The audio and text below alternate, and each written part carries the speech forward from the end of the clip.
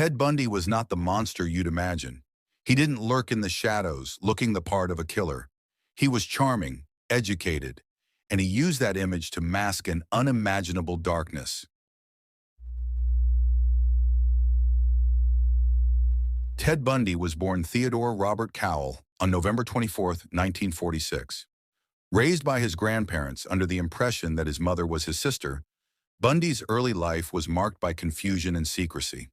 He grew into a shy, awkward boy, but by the time he attended the University of Washington in the 1970s, his transformation into a charming, intelligent young man was complete. During this time, Bundy's deep insecurities and hidden rage began to manifest.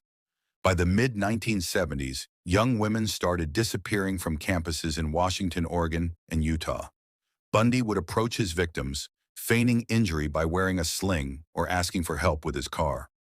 His polite and charismatic demeanor disarmed women, making them feel safe in his presence, until it was too late. Bundy's first confirmed murders took place in 1974. His method was calculated. He would often lure his victims to his Volkswagen Beetle, incapacitate them with a blunt object, and then drive them to secluded locations where he assaulted and murdered them. After killing them, Bundy would return to their bodies for days, sometimes weeks, to perform disturbing acts. The brutality of his crimes was shocking. Victims were often strangled, beaten, or mutilated. He was linked to at least 30 murders across 7 states, although it's widely believed that the real number of his victims was much higher. Ted Bundy was not only a killer, he was a predator. He studied his victims, learned their routines, and used every tool of manipulation he had to make them trust him, right up until the moment he took their lives. Despite being a master manipulator, Bundy's arrogance led to his downfall. In 1975, he was pulled over by police in Utah, and they found suspicious items in his car, including handcuffs and a crowbar. He was soon linked to the disappearance of Carol Durant, who had narrowly escaped his clutches months earlier. Bundy was arrested and charged with kidnapping, and this led to further investigations that connected him to the murder cases in multiple states. Incredibly, Bundy managed to escape custody twice. In 1977, while preparing for trial, he jumped from a second-story courthouse window during a pretrial hearing in Colorado and disappeared for 6 days. Months later, he escaped again from jail, this time tunneling through the ceiling of his cell. Ted Bundy's ability to evade justice was as shocking as his crimes. His charm had fooled not only his victims, but the entire legal system. But Bundy's thirst for murder couldn't be contained, even while he was on the run. After his second escape, Bundy fled to Florida, where he committed one of his most horrific crimes.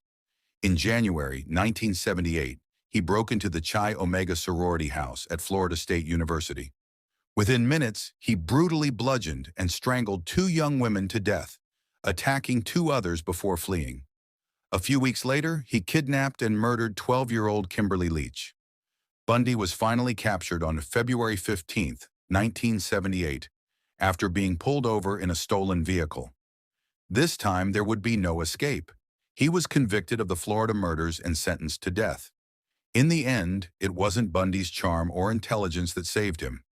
His monstrous deeds finally caught up with him, and he was condemned to die for his crimes. Images of Bundy in handcuffs, footage of the Florida court trials, and photographs of his final victims show the Chi Omega house and a somber montage of Bundy's last days in court. Ted Bundy was executed in the electric chair at Florida State Prison on January 24, 1989. Outside the prison, crowds gathered to celebrate, holding signs that read, "Burn, Bundy, burn." His execution marked the end of one of the most terrifying chapters in American criminal history, but his legacy as a symbol of pure evil lives on. Ted Bundy's execution brought closure to many, but the shadow of his crimes still lingers. How many more women might have fallen victim if he hadn't been caught? And how did he manage to fool so many for so long? Ted Bundy showed us that sometimes true evil can wear the mask of normalcy.